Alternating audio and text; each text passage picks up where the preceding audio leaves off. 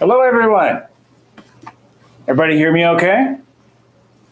I always doubt that this tech is going to work, but it seems to be working. Welcome, everyone. I'm just going to make sure I get a confirmation that you can hear me okay. Yes? Ooh, we're already getting some great questions. All right, so fantastic. I'm so glad to be with you guys today. I want to give a quick little recap for any of you guys who are new and just dropping in on our little conversation here, and then we'll go right to the questions. So basically, I'm Dan Bachman. I'm a chiropractor, and I work in sports med and rehab and here in Austin, Texas. And I also have cancer. So I am not a cancer doctor. I just happen to have cancer, and this is kind of how I share my experience and hopefully answer questions that others may have who are either going through the process, have a loved one going through the process. So welcome. Love to have all of you guys here. All questions are fair game. I've already gotten some very interesting ones here. We do this every Saturday at 2 p.m. I was a little worried today that we would make it today because I'll tell you why in a second. I want to give you a little update on me real quick. So this last week was rough for me.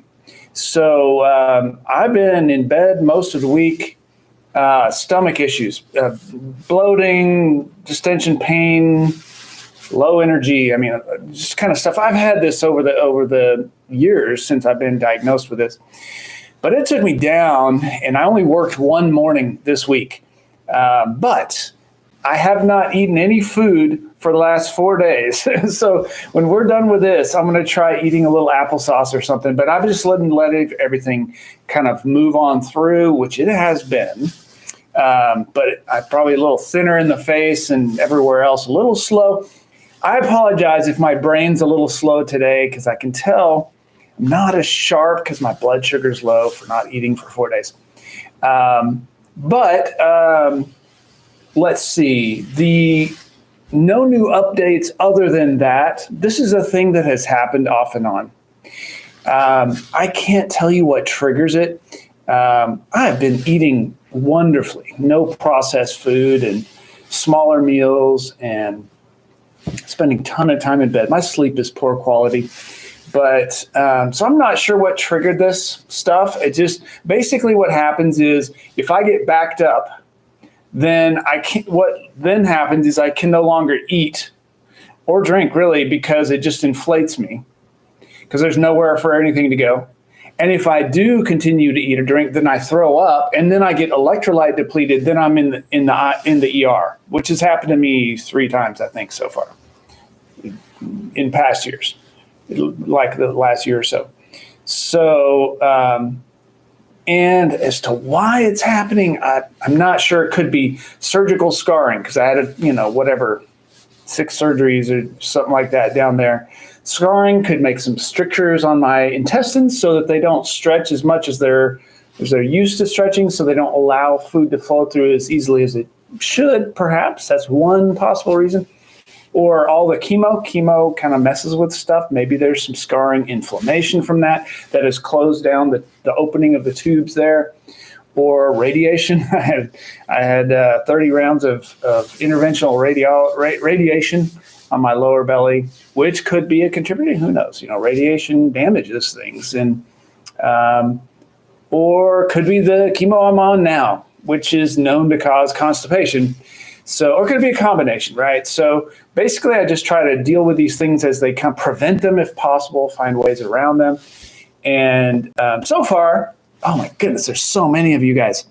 So far, we're finding a way through it. My mom is here in town. I called her kind of in desperation. I think it was last Sunday, so almost a week ago, because I had gotten up and did not feel good in the morning and kind of stumbled in to take a shower. And I got in the shower and I started getting lightheaded and heart pounding, short of breath, weak, wobbly, all kind of not good things. I did not feel good. I was in this is kind of where, not to alarm anyone, but this is where I was. I was in the shower laying in the shower in the tub part. And I was worried that I would have to call paramedics and that I wouldn't be able to get to the door to let them in to my place, that they would have to knock down my door. And that's how low I was feeling. Now, way better than that now. I'm still probably about 50% of how I feel when you guys usually see me. And further update, just for folks who may be new. This may be your first time. I have stage 4 colorectal cancer. I had the colon stuff removed. It's got tumors in both lungs and liver, and then more recently in pancreas. The pancreas is the one that they say should be the most. We care about the most because it can shut things down pretty fast. You got a day or two if I start showing signs of liver failure by turning yellow. My oncologist says I have. Let's see, we're the 24th of February. According to her, I have about 1 more month to live. So if you can believe that.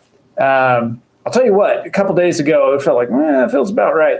But now I'm feeling much better. And by the way, if I kind of wince or something for about 5 seconds, that's just cramping that happens. It's I'll try not to put on too much of a show for you guys here, but that's way better than it has been the last couple of days. But I would get lots of cramping and anyway. So that's where I am. The second thing, that's my update.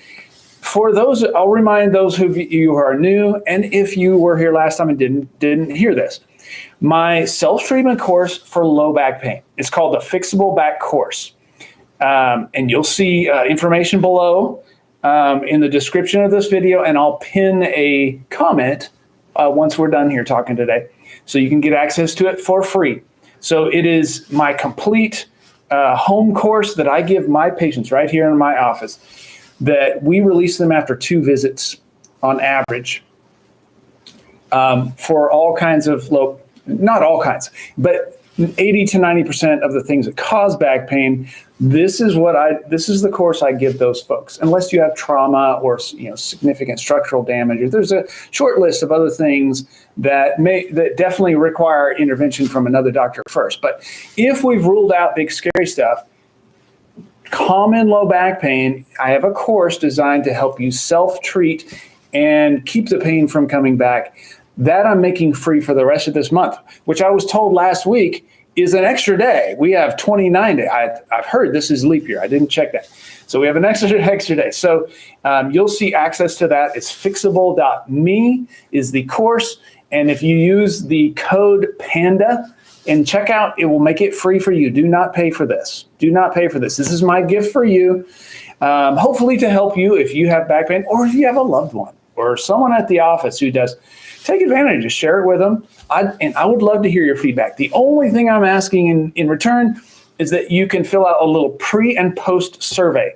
It's a questionnaire about your back pain, a few questions about your back pain before you take the course or what it was like, and then a few questions asked after. So I'm trying to gather some data. I want to do a research study on this course, but this is an important part. You guys can help me take this thing to a randomized controlled trial, which is my goal, and compare it to what else exists in the back pain treatment world, which I suspect my course is going to beat the pants off of it, but you guys can help me prove that. Assuming we get good results.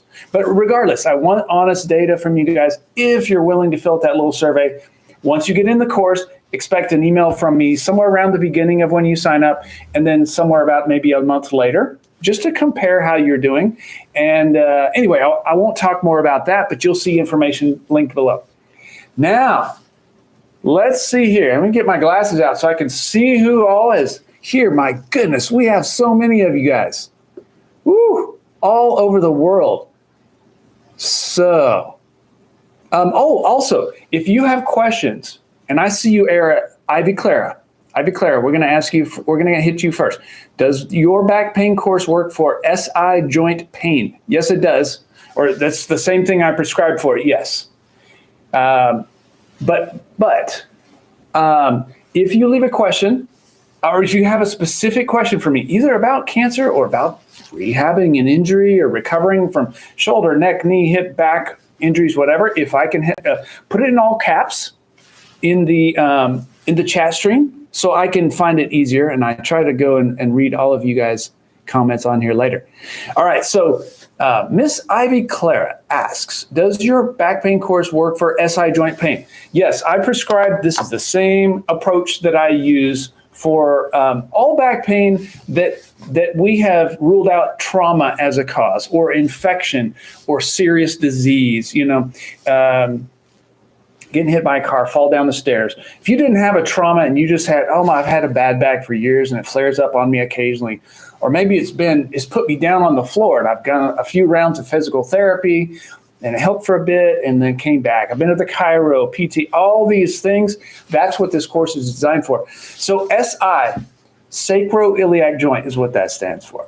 So your SI joint, you got two of them. They're on the back. You got a little knob, one on each side of your low back here and one on the other side. It'll feel like a little knob right down around waistline. It's a famous area for backs to hurt. But here's what I'll say about that. I'm of the opinion that pain is famous for happening where the problem isn't. Meaning, just because your pain is in that area, let's say it's the SI joint, it doesn't necessarily mean the SI joint is at fault. It could be some issues elsewhere, a combination of issues that have led that SI joint to, say, be overused because other areas aren't carrying their part and they force the extra work onto that area and maybe your pain happens there. Who knows? And often it's just on one side and not the other. So honestly, I find that the location of your pain, is it down low? Is it the SI joint? Oh, is it a little higher? Is it down in my butt a little bit? Is it kind of on the outside of my hip? I find that the location of the pain doesn't really tell us that much,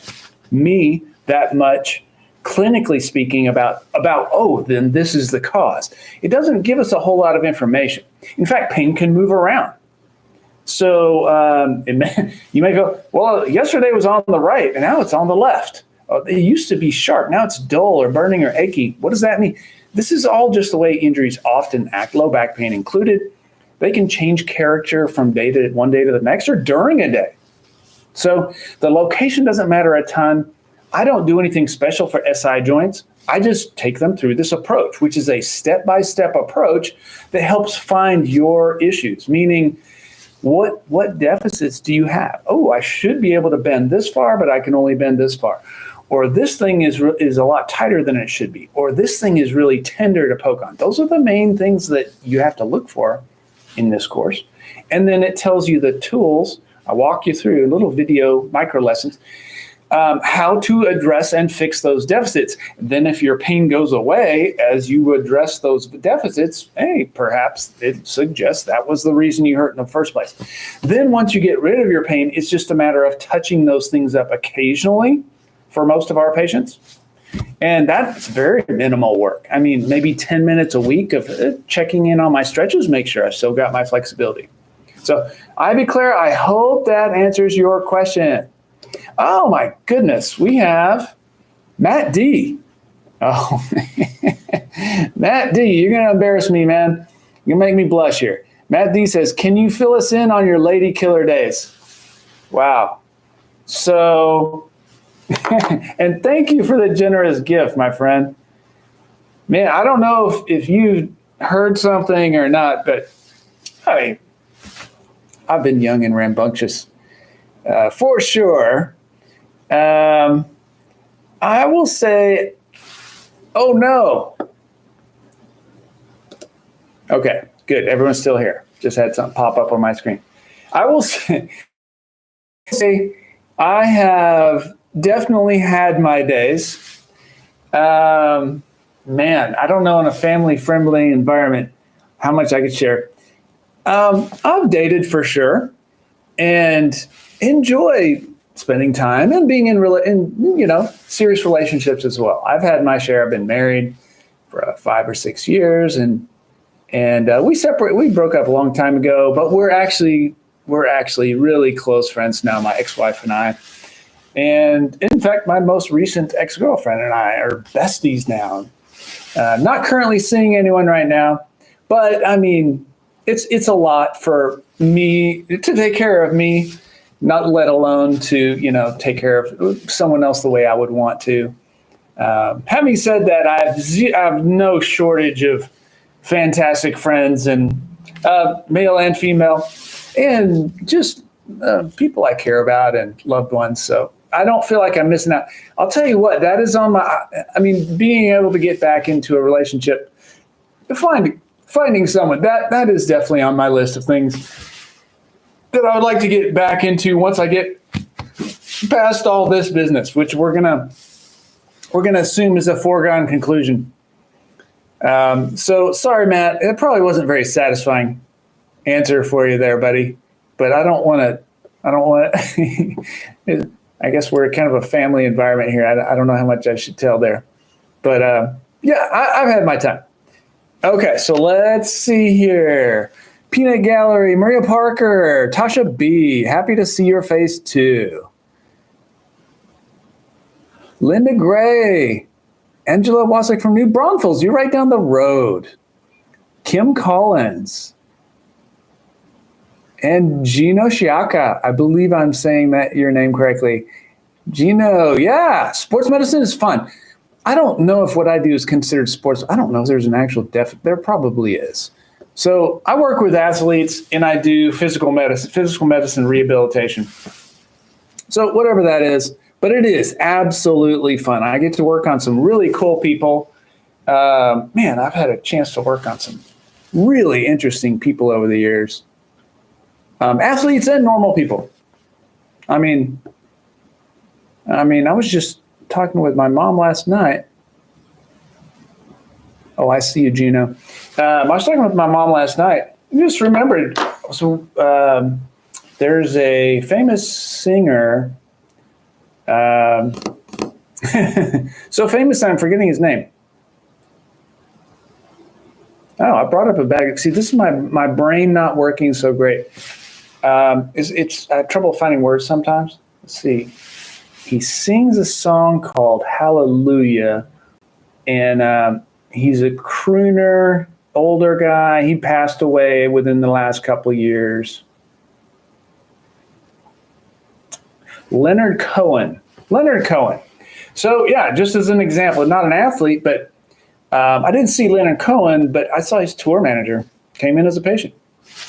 So just, Dennis Quaid, the actor, his brother came in as a patient. And then worked on rock star bands and movie stars. It's kind of crazy. I've had an opportunity. I've had a really rich life, professionally and otherwise. I really have had a chance to do a ton. Okay, so yes, it's fun. Now, Gino asks, how is your quality of life daily and physically? Well, this week, not great. This week is I've been mostly in bed. Just really low, just kind of all the things that you would want. I didn't have energy, balance, be able to take a deep breath. When you're bloated, you can't take a deep breath because there's no room for your diaphragm to go down to pull air in. So you have to take shallow breaths, and then you get short of breath, and then it may even, who knows, maybe you press on your abdominal aorta and makes your heart pound, and then you're just wobbly and bloated, and you get sharp pain and cramping. So this is not a poor me thing. You're asking, I'm telling you, it hasn't been great this week. But since yesterday, little cramp there. Since yesterday, much better, this morning in particular. So I still have not eaten anything today. I almost had some applesauce before I came in, just so I might have a little blood sugar, a little energy to talk to you guys a little more alertly. But I figured, I'm not sure how that's going to treat me. So I'm going to wait till after we have our talk today, and I'll probably have some applesauce. And I was thinking maybe an avocado sounds good. I'm really hungry. GGG, hey, good to see you too. So quality of life, better today. And certainly better than I have been in the past. No, my plan is this coming week is I'm just on the uptrend. Able to get back out and do my hikes and stuff, and oh man, be able to get back in the gym or do a little jog or jumping rope. I have a jump rope here at the office that I like to get some in. That's something I started recently. It doesn't take very long, and boy, it's good workout for whole body, short amount of time, gets my heart going, makes me feel good. But couldn't do it now, but hopefully maybe tomorrow. We will see. Okay, so Wendy Tasker, Prince George, British Columbia. It's gorgeous up there. And Kim again, Demon Knopf. Strong as an ox. Oh, let's see. Yes, and it sounds like, Dima, you're referring to extra virgin olive oil fast, maintaining calories through fat only. Yeah, here's the problem. Because I have tumor in my liver, and I have pancreas cancer. If I eat too much fat, I found this out trying keto, and just tore my stomach up. If I do too much fat, liver and pancreas, I believe, are both used. Yeah, pancreas for bile, which is help break down fat. It can give me issues and overtax those two organs, both of which have tumors. So I have to be careful how much fat I eat. But I also really, you're also kind of referring to keto diet or low sugar diet, which is, I'm not on that now. But Dr. Seyfried's diet, I'm very familiar, and I've tried that, I've tried all the diets, honestly. Pretty much all the diets. Yeah, the brat diet, definitely been on that before. Banana, rice, applesauce, toast. That's where I'm starting today, probably. So, but thank you for that, Dima. All right, it's great to see you too. Wendy Tasker, liquid nutrient diet. Okay, so interesting you brought that up, Wendy. My mom actually, so anyway, I kind of SOS called her on Sunday. She came down from East Texas, and she's staying with me now. Just a godsend. I don't know what I would do without my mom helping me out. And my dad too, when he comes. He can't come as often, but so she's taking care of me, making sure she's doing the things I couldn't do this week. But she also ordered me some, let's see, man, I'm going to have trouble with this word. It's something nutrition. It's basically pre-digested food, not someone else digested it, but it's processed so that basically your stomach can absorb it, I think, instead of having to go all the way through the digestive system, or it's very easy to digest. It is a liquid nutrient diet. She ordered some, and it's like medically formulated, and it's coming sometime this next week. So that's a great recommendation. Yeah, basically the smoother it goes in, the smoother it comes out in general. So liquid's easier, but it'd be nice if we could have liquids that were nutrient rich and taste good and process well, right? So thank you for that recommendation. Electrolyte powders. Yes, I am doing that too, Dina. Yes, because that's a big thing. So when I get bloated, my electrolytes drop off because so things stop moving, so you stop absorbing nutrients, and including food nutrients, fat, protein, carbohydrates, vitamins. You're also not absorbing, or I don't apparently absorb all my electrolytes, which are the minerals, sodium, potassium, stuff like that. So I've been taking this stuff called Liquid IV, which is actually really tasty. So it's just a higher, it's a better grade, I think, of electrolyte replacement than, say, a Gatorade or something like that. This one doesn't have high fructose corn syrup and stuff in it. It's got vitamins. It's Liquid IV essentially. So those have seemed very helpful and have kept me from getting.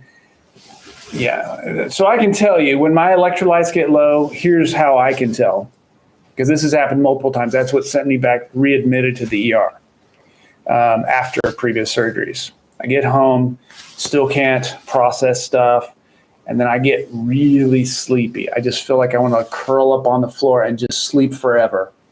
And it feels like sleep is this. Ooh, get a little cramp there. Okay, they calm down pretty fast, though. And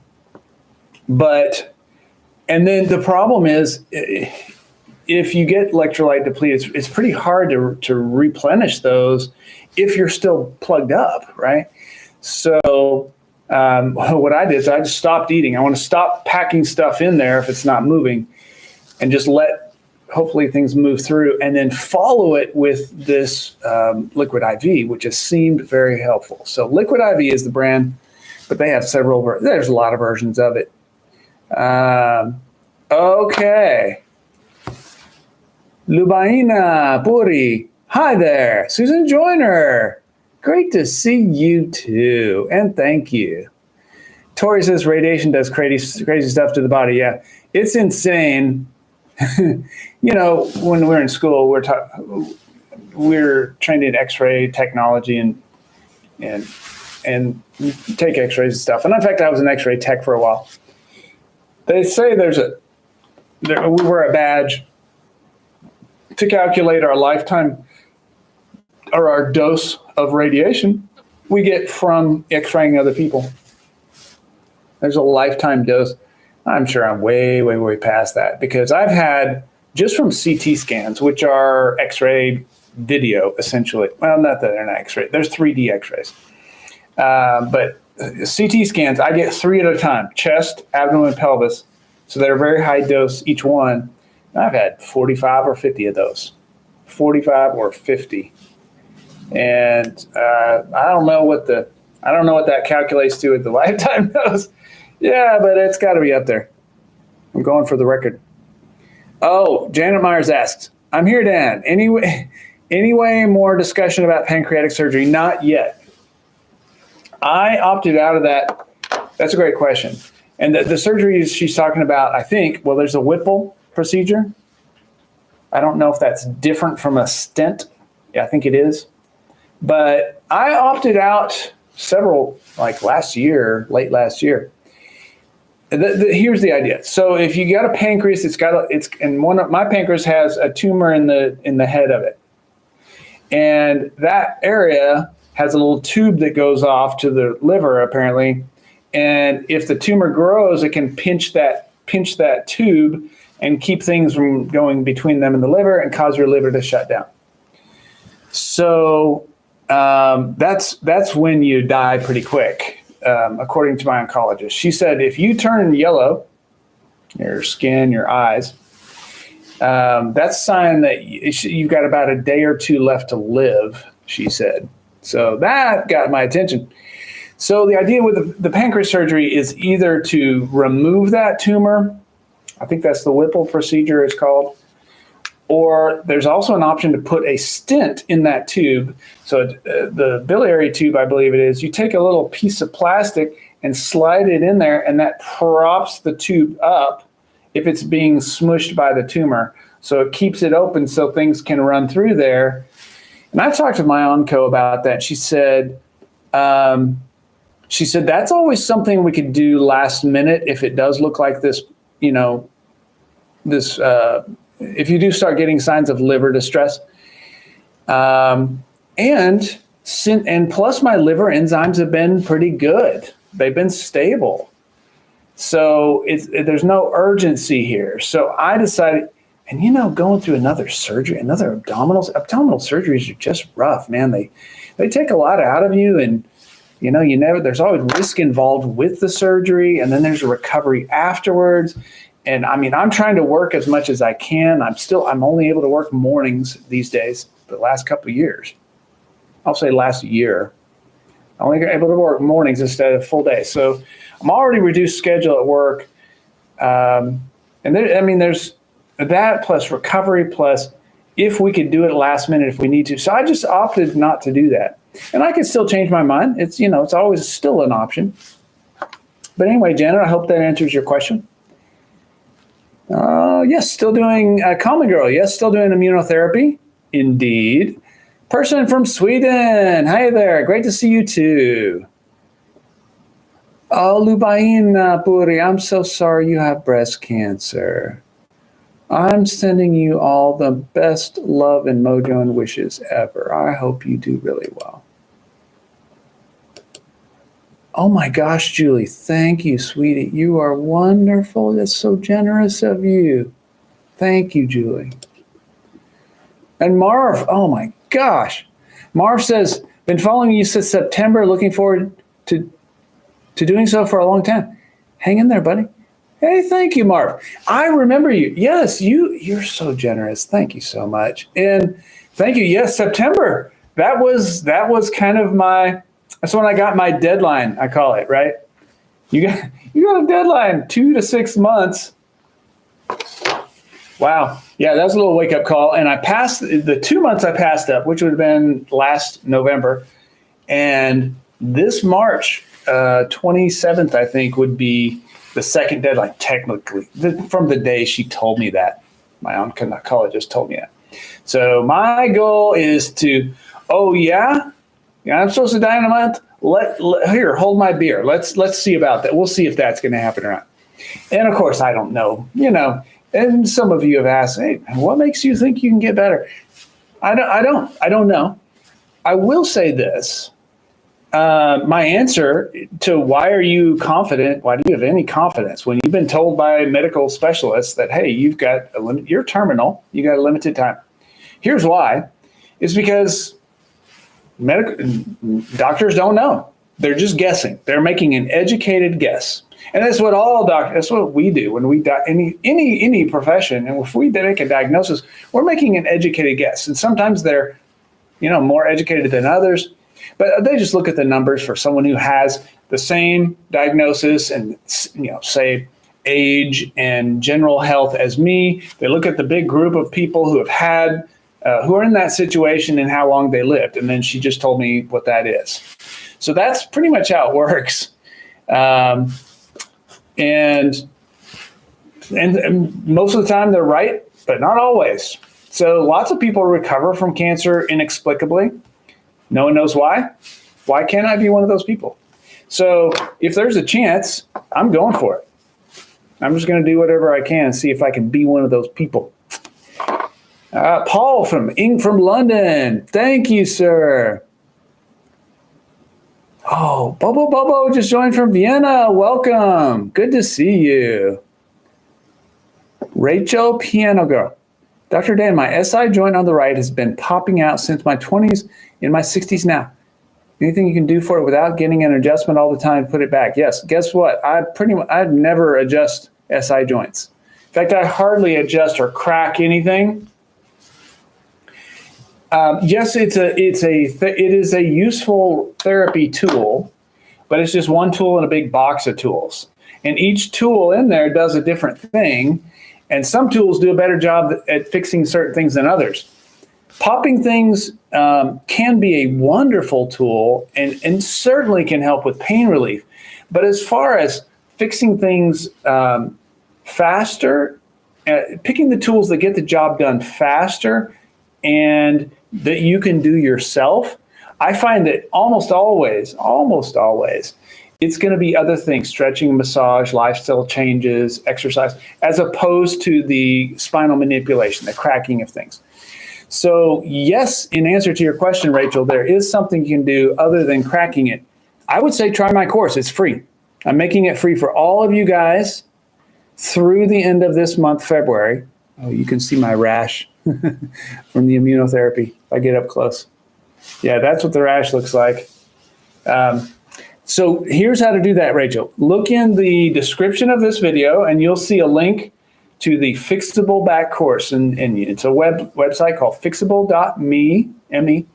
And then go to the course and check out. When you get to the checkout, put in the code PANDA, P-A-N-D-A. It'll make it free for you.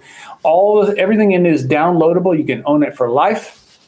And it will walk you through the exact approach I take with my patients here in clinic and the homework I give them for low back pain.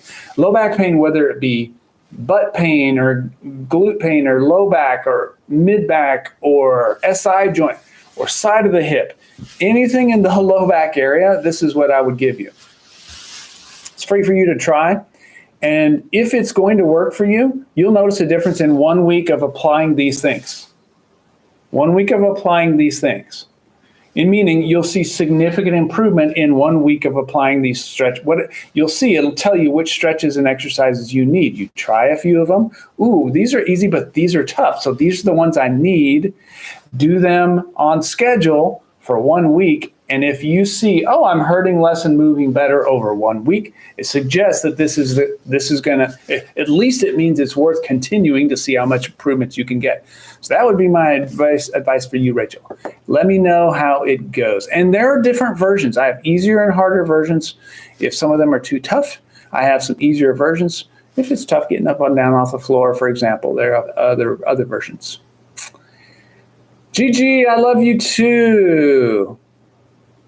And Susan, you're very welcome. I'd love to hear how you do with that. She says, thank you for the Fixable back course access. Metro PCS 817 says, hi, Dr. Den. Hey. Lilo Zetti in our prayers. Thank you so much. Oh, intranet.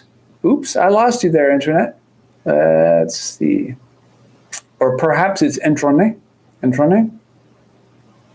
Let's see if I can find you. There's lots of things scrolling through here. You're welcome, Rachel. Piano girl. Oh. I missed you. Now I need to go back and find you, intranet. Intermittent fasting. Yes. Oh. I feel bad. I can't find you now. Cheers from Lake Jackson. Thank you, Oren. Danka Bianca, your husband outlived his deadline. Yes. And Roscoe Sadie, yes. Supposedly I have another month. We'll see about that, right? Yeah, let's see.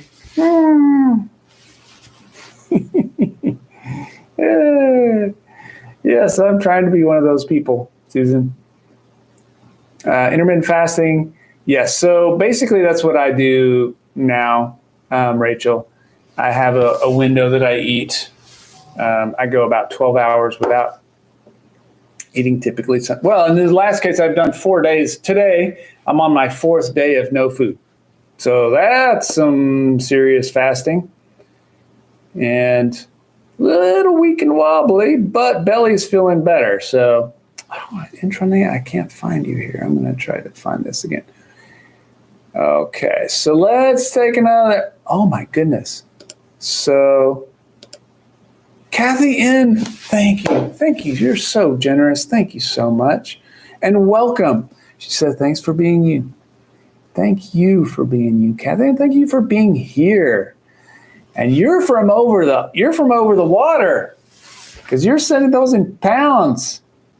Or I'm sorry, not pounds, but yes, pounds.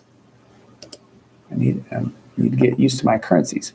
Okay, so B Snow asks, Dr. Dan is sending much love and prayers. You're going to be one of those people.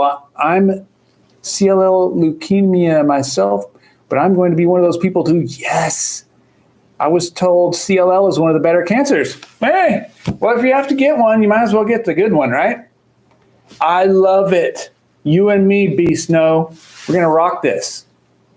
Be one of those people. The outliers, right? When people go, why are these people doing so well? Roscoe, yes, stretching and exercise. Okay. Kate asks, Dr. Dan, sorry if you've already addressed this, but have you radically changed your diet or can you eat whatever you want? Are you vegetarian? All right, so I have radically changed my diet over the last 2 or 3 years since I was diagnosed at various points. Change. I was born vegan, or I was raised vegan by my parents, so I didn't know any better. We just ate vegan diet through, I was 18 years old. Then I discovered eggs and cheese, and I was like, oh man, that stuff's good. I got to have that. So I became vegetarian. I've been vegetarian through 50. I'm 55 now. Then with my diagnosis, I went all the way carnivore to try that, which is like a super strict keto, right? It's only meat or animal products. Fish, chicken, poultry, beef, eggs, I guess, cheese would be on that list. Yogurt, yogurt, I guess. Did that and started really getting the same kind of thing that I have now. So jumped off that and went more. Long story short, I'm kind of omnivore right now. So I'm mostly vegetarian, but I'll have occasional, like I had sushi the other day. Oh, so good. So good. Love me some sushi. But basically, I'm just going, I'm very familiar with all the research on this diet is, a plant-based diet, low sugar diet, don't feed the tumor. I'm very familiar with all that. But I'm just going by what makes me feel best. And I think that's a good general rule for most of us. I'll say it's for me. For me, I just do what makes me feel best. If there's a diet that I feel energetic and sleep better and digest better, look better more and feel stronger, I'm going to eat that, no matter what some research paper might say. The proof is in me. I respect my own evidence, I guess, for something like that. Oh, Bobo, thank you so much. Sending you love and prayers from Vienna, Austria. Oh, thank you so much. I have wanted to go to Vienna. I just view it as this romantic country. Or city in a romantic country. I just watched the Arnold Schwarzenegger documentary, and they shot some in Austria, and it's just breathtakingly beautiful up there. I love that kind of country. Thank you so much, Bobo. Fish is meat? Yeah, I don't know. I guess it is. I consider it meat. Anything that had parents, maybe? Okay. Oh, Darlene Cook, thank you so much. Darlene says, you will be one of those people. I plan to check back into your back course. Wonderful. Honestly, this is the kind of thing that really excites me. And that's what I'm living for. So a lot of you have asked, well, what do you live for? What makes you, how do you find joy in your day when you got this cloud hanging over you, death following you around? It doesn't feel like that to me at all. It's because I have exciting things like this. Changing the game. I want to change the game, especially the back pain game. And having, you guys are kind of my test group. As far as data gathering, I've had a group I've seen over 7,000 patients in my 23 years of practice. So that's my test group that I've worked with in person. But you guys are the test to see how this plan works in the wild without you having to come see me, because not everybody can come to Austin, right? And I can't go to Austria, unfortunately, to take care of someone if I needed to. So this plan I developed exactly for people in that situation where they got debilitating, maybe severe, maybe long-standing, maybe getting worse and worse as time goes by, and nothing else has worked. That's what I designed this course for. And you guys giving me the feedback, the little pre and post survey helps me with that data a lot. Then I can take it to researchers and see if we can develop a randomized controlled trial. So thank you so much, Darlene. And Julie said, and thank you, Julie. Dr. Dan, you are inspiring and brave. You have helped me to appreciate being healthy more. That is a big reason I'm here, Julie, because I had trouble appreciating life until I got my diagnosis. And then then all of a sudden, every day was just the best day ever, just a glorious, amazing, exciting experience to wake up to every morning.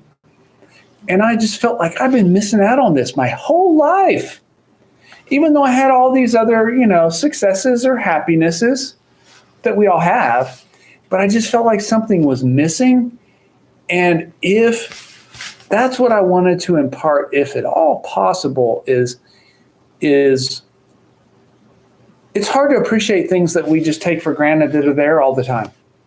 It's hard because it's just always there. And we think, oh yeah, I have running water. I have a warm home to sleep in at night. It's hard to appreciate those things until you go without. And just like health, I mean, let's see, I think it was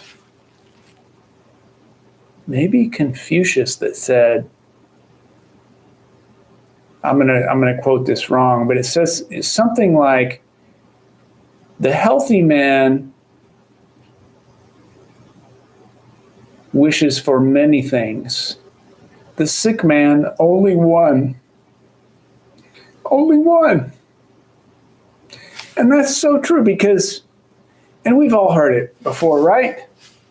If you don't have your health, you don't have anything. We go, oh yeah, that's so smart. But man, when you're in that situation, you don't appreciate it till it's gone. So if you can appreciate your health and the world around us, appreciate your health and do a little bit to support it, at least a little bit. It doesn't take radical change to our life for most of us. For most of us, whether it's diet, exercise, sleep, stress reduction, moving, drinking water. I mean, the requirements aren't complicated. It's just it's hard to find time in our day for them. Other parts of life take over, and we let our self-care kind of slip. So that's what I would encourage you to do: is make your health a little higher priority. Because routinely, and I speak for myself, I'll just go, and I was like, oh, I know I'm not sleeping well. Oh, I drank too much alcohol. That was my thing that I did way too much of for 30 years. Drank too much alcohol, too much wine every night. Now, of course, I don't drink now, but I was like, oh, but I'm healthy in these other ways, and I'll quit. I'm going through a tough project at work, or some reason I need to reduce stress, and that just went on and on forever. So if we can break through that stuff and just make your health a slightly higher priority, kind of all the time, then you reduce your risk dramatically, I think. Oh my goodness. Oh, and Renee. I have long last seen such an amazing person. You were in my prayers all the time. Oh, thank you so much. Intranet, I believe. Oh, and Rachel, Dr. Dan, I've had cancer before. I'm also HIV positive. Wow. You eventually adjusted to both, but was a nervous wreck for a while. Yep.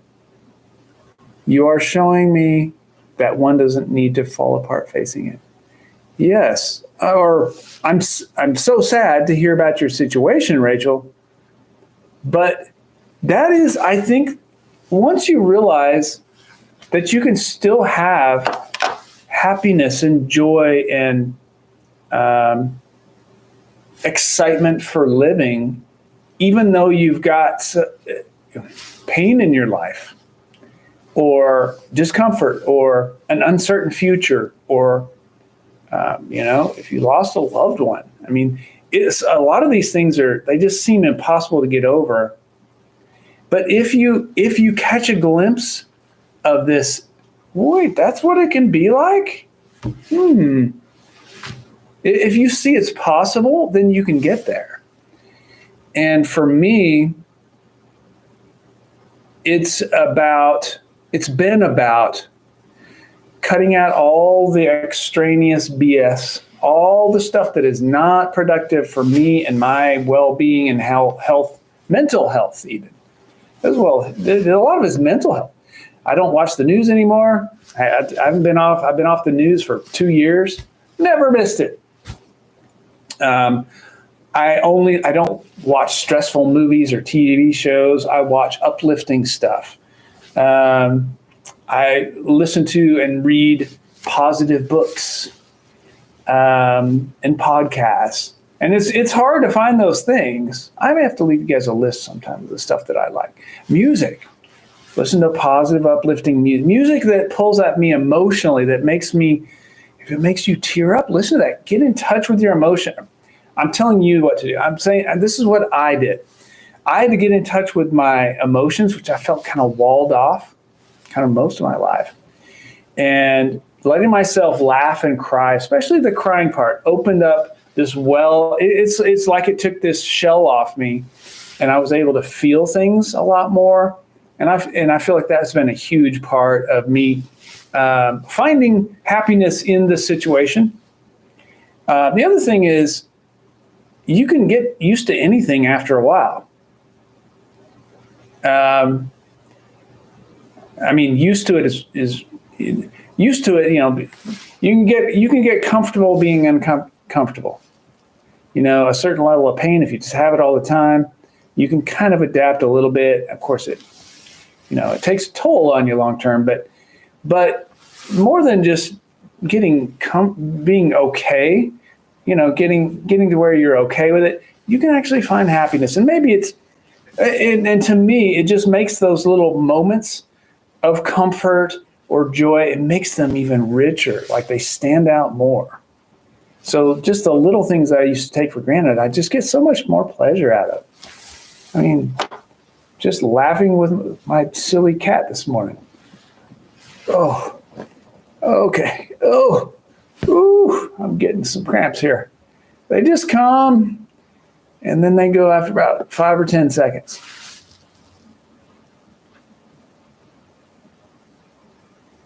Okay, so let's see. Oh, Darlene. Oh, yeah. We talked about this. Thank you, Darlene. Darlene and Matt, yes. Ribbon Tribute says, I'm a songwriter. Pulling you in music is healing. 100% for me. I agree. I'm assuming you mean music that grabs you and just really has an effect on you. Music has always been like that for me. I will obsess and I'll listen to a song 20 times in a row. And then I'll hear it and I'll be whistling it. Oh, Mark asks, how's Vanilla, your beautiful cat? And best regards to your mom. Vanilla is awesome. She is, let me tell you, it's our winter here in Austin. By the way, it is 80 degrees outside right now in late February. So last year or two, we were having an ice storm and no electricity and everything was shut down. Now it's 80 degrees. But I'm getting out in the sun. I'm taking advantage of it. The sun feels so good on me. But Vanilla's wonderful. She's got a thick, lustrous coat. Boy, she's a fluff ball. But she's so loving and affectionate. She's just a joy. Just a wonderful little companion that I got unexpectedly. I was just supposed to cat sit her. She was my ex-girlfriend's cat. There were a pair. There were Millie and Vanilla. But Millie, her sister, got killed by a coyote here in Austin. So hopped in the backyard, got her. Unfortunately, that was years ago. But since then, Vanilla, my ex-girlfriend, was leaving town on deployment for FEMA and asked me to take care of her because she worked for FEMA. Takes me to take care of her, and I was like, oh, yeah, I love this little cat. Well, that was however many years ago, so she's just kind of become my de facto cat. So we share custody, we'll say, something like that. Vanilla is great. And I will tell Mom hi for you for sure. Sabine store, big hug from Northwest Germany. And from Sabine and your cat, Dusty. Well, a big hi from my cat to yours. Yes. Her name is Vanilla, and they were a pair of sisters, twins. I guess cats in a litter are twins, maybe. But Millie and Vanilla. Oh, what do you do for Charlie horses? Asks Nancy Thompson. All right, so this is a great question, Nancy. Let's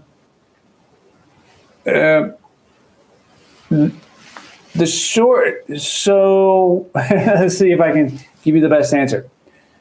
The short answer is usually a stretch is the best thing to do in the moment when you're starting to cramp.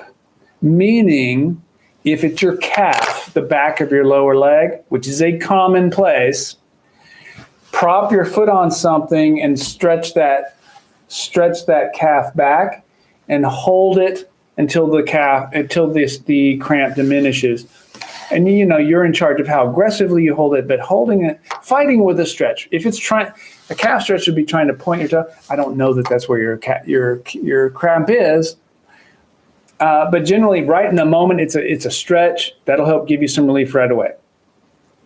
I find that muscles that are already pretty stiff and not very elastic are more prone to cramp.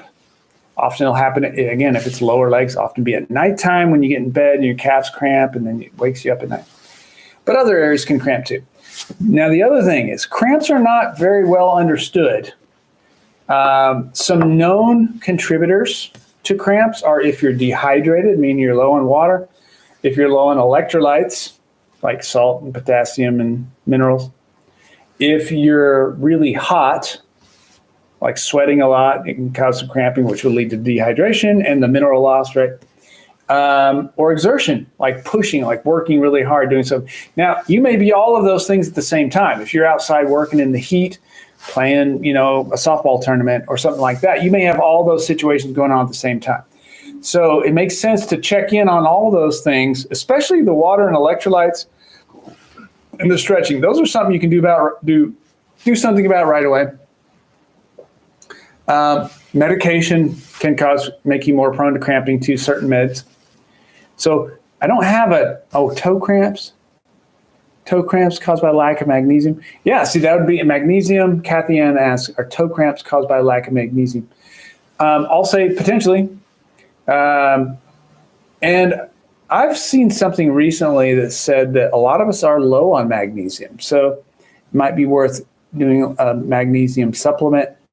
Or including a supplement in your diet, and see if it makes a difference. Yeah, absolutely worth trying. Yeah, and it's hard to tell. There's so many possible contributors, and there can be multiple contributors to cramps at the same time. But yeah, calves, feet, and toes are common places to get cramps. BBC Guitar says, yo, it's hump day. Well, I guess it's Saturday. Why not is it? Why isn't it? No, sure, that could be hump day.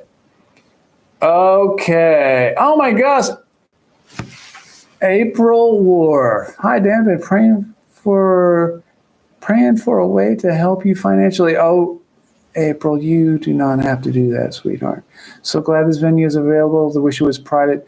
You're my thoughts and prayers. Thank you so much, April. You are wonderful. Ooh, Gold Punch asks, any recommendation for snapping hip syndrome? Yeah, it's. I would point you to my low back pain course. So, not that that's a guarantee that'll fix it, but usually it's a snapping on the front of your hip. Often when you're doing things like if you're doing leg raises or lifting one leg, you'll feel it click, click, click. Often it's a reproducible click. Sometimes it's painful, sometimes it's not. So what I do is evaluate all the muscles around the hip and thigh and see, hey, are there, check them all out, which again, we walk you through this in the course. You can go through each of those muscles. It's right there. It says for low back, but it's also evaluating hip. See if you find tight muscles or tender muscles that hurt to poke on, because that would mean massage. Massage would help. If they're tight and you can't bend very far, can't bend as far as you should, stretches. Stretching and massage are the two big ones that I end up using the most. So if the muscles are too tight, often I think what may be causing that is just a tight muscle flipping over a bony prominence each time you move your legs. It's very common with on your back doing scissors or marching kind of movement, going up and down stairs, maybe deep squats. It's common. I would recommend going through that course, see if that helps resolve it for you. It's not an alarming syndrome. It's more annoying usually than painful for most people. TMRR, cramps, magnesium oil spray and heating pad equals magic. Yes, they make you can either supplement with magnesium spray. With a magnesium pill for talking about cramps. or they make a spray oil that I have some that I put on my lower legs when I get restless legs at night. I think it all started since I started my chemo. And it seems helpful to me.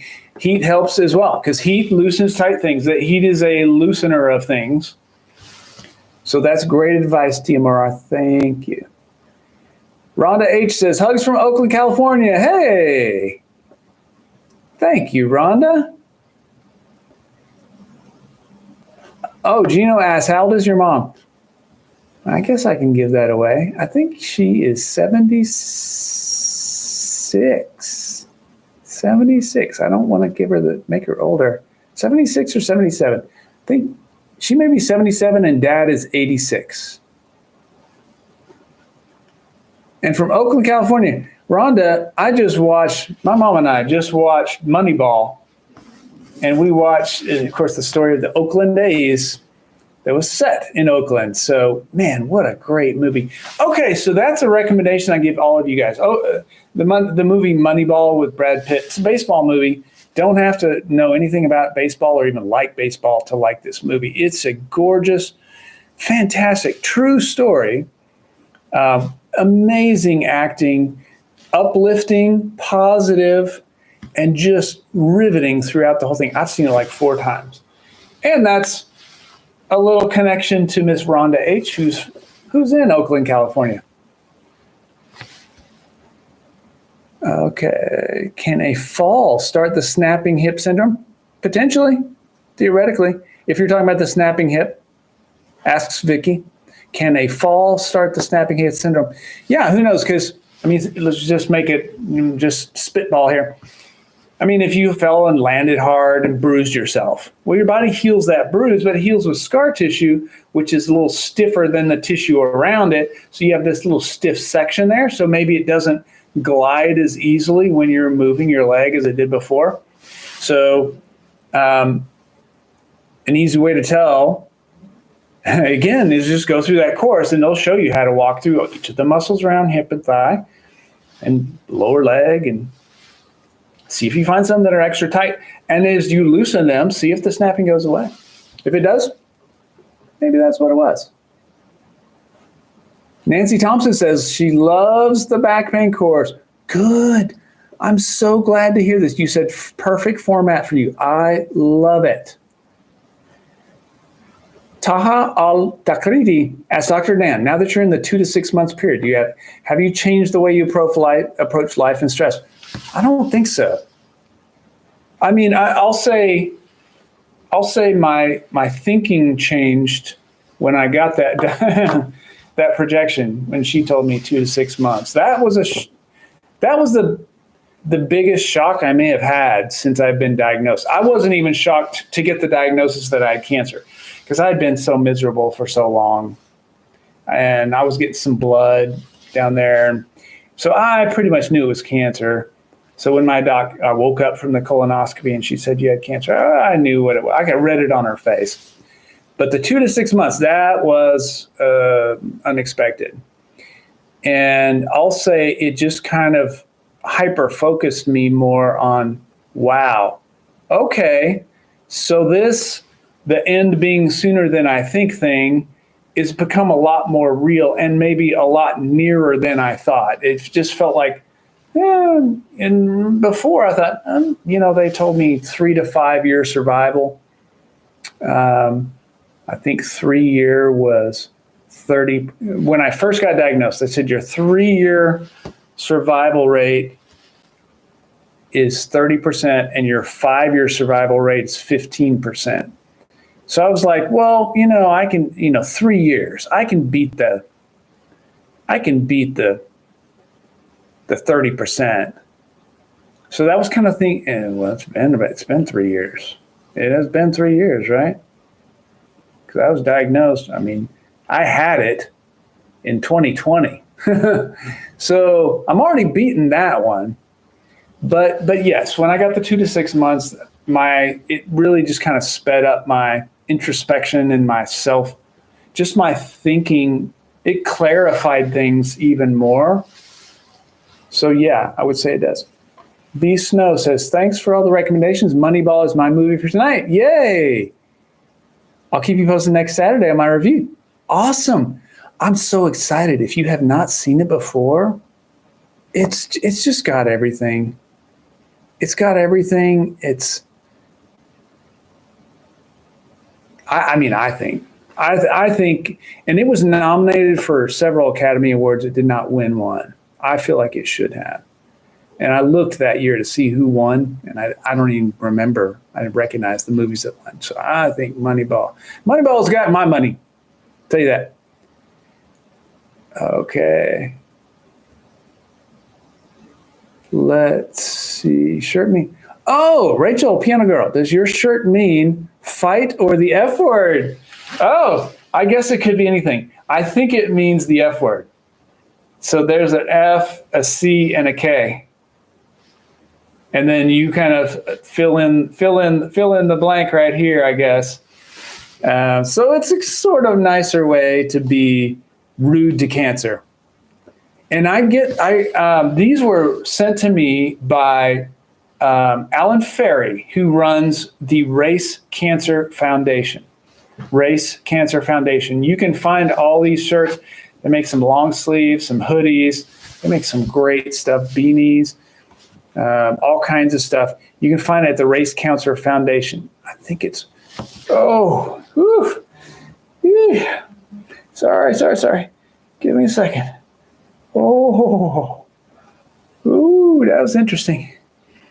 But you can find more merch, more shirts like this with this logo. He came up with that himself.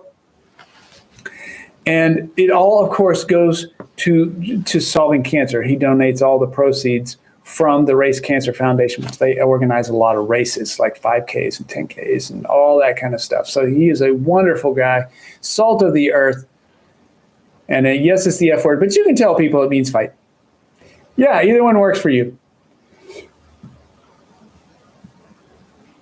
Rhonda H. Oh, we're running out of time here. Sorry. Rhonda, we'll take two more. Rhonda H. Dr. Dan, are the cancer growths stable now? Yes, they are. As of my last round of scans, which was probably around a month ago, 3-4 weeks ago. Chest, abdomen, pelvis, CT scans, everything's stable, including the pancreas, which is the one. All eyes are on that little pancreas because that's the one that has a potential to make mischief more immediately than some of the others. And all stable, thank God. And all my labs came back really good too. Oh, I had a nurse ask me what my CEA levels were. CEA is a tumor marker. I can't remember what it stands for. It has been, I want to say it's around 30.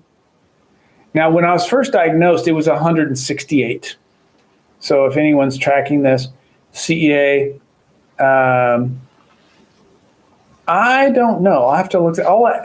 I'll check and give you guys, let you guys know what those numbers look like next time.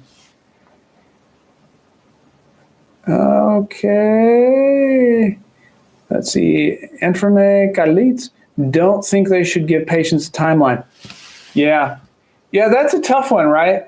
I think you're asking, should doctors tell people when they have that little bit of time left? Or should they just say you have a little time left? And maybe, yeah, it's a tough one. Personally, I want to know. Because that lets me get my head around the thing and use the time I have left better. If I felt like, maybe I've got a year or two when they think I have a couple of months, I might not spend it as judiciously. So personally, I want to know, of course, it hurts to hear that, right? No one wants to hear that. And I know back in, not too long ago, 20, 30, 40 years ago, they wouldn't really tell you. The doc might tell your spouse, but not tell you, or they might just send you home and say, just try to get comfortable, but not tell you how bad they think it is. Yeah, that's a tough one to answer. But personally, I prefer the honesty. I want the straight information. Then let me deal with it. That's what I want. I hope that answers your question, Aunt Renee. All right, Rita says, love the shirt. We have many cancers in the family. Please don't be sorry. You're awesome sharing with us. Thank you, Rita. I know, please eat something. Oh God, I'm starving right now. I'm gonna go home right now and eat something. I promise. I'm gonna have to hold back because I am hungry to eat a horse right now. Yeah, I probably weigh about 150 pounds right now. My normal weight's around 180. I don't know. You'll see in my further down in my videos on this channel, you'll see videos I shot 10, 15 years ago. If you go down far enough, you'll see me. I'm like kind of jacked. So I'm lighter than I want to be, and I'm hungry. And T. Lynn, Dr. Dan, longtime watcher, but missed these because of work. Enroll in your course. Great. Thank you for making it for free. Have tried everything else. My severe sacral iliacis and herniated disc. I want to know how you do. You can leave comments on each of those lessons, those little micro video lessons. There's a comment section. And I'm behind on answering those, but I just checked today. There's like 30 comments. By the way, you guys, there have been so far 160 or 70 of y'all have signed up this week, since last week. So you guys are my team. I'm rooting for all of you who are fixing your back or trying to fix your back pain at home. I want to see how you do, and I'm rooting for your success. So thank you, Gino. I'm going to sign off with you guys. You guys are wonderful. Check the description below for links to what we've talked about. And I'm going to put a link to, I'm going to try to put links to things that I find hard. I'll put the link to Moneyball in there because that was, I think, the thing that really touched me the most. I cried like a baby at parts of that movie, Moneyball. But I'm going to put links to things that really touch me and mean something to me down below, just in case you guys want to follow along as well. And we're going to do this next week. I want this to be an ongoing thing. We're going to do it through next year, right? Why not? If we schedule it out through next year, then I have to be alive to do it. So I guess, sorry, I have to be there. So I love you guys. Thank you so much thank you for all your generous gifts. I love, love, love all of you. I see the hearts flying up over there. Until next time, find the beauty in your day and try to let go of this. This is my challenge to you. Try to let go of the things that make you angry or the people who make you angry. Try to give people the benefit of the doubt. You never know what's going on. We all have hidden secrets, hidden problems we're dealing with. We all do. And if we do, that means other people do. And so the person who snapped at you or didn't treat you fairly or the person who cut you off in traffic, they're going through their stuff. Give them a wave and wave them in. Be gracious. And you know what that stuff, when someone does it to you, you know how that feels. And you can do that to them for free. You can give that to them for free, someone you don't even know. So that'll be my challenge. Find a way to share gratuitous niceness.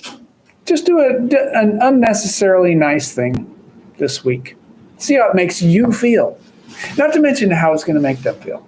I love you guys. Until next time, I'm signing off. Thank you. You're my heart.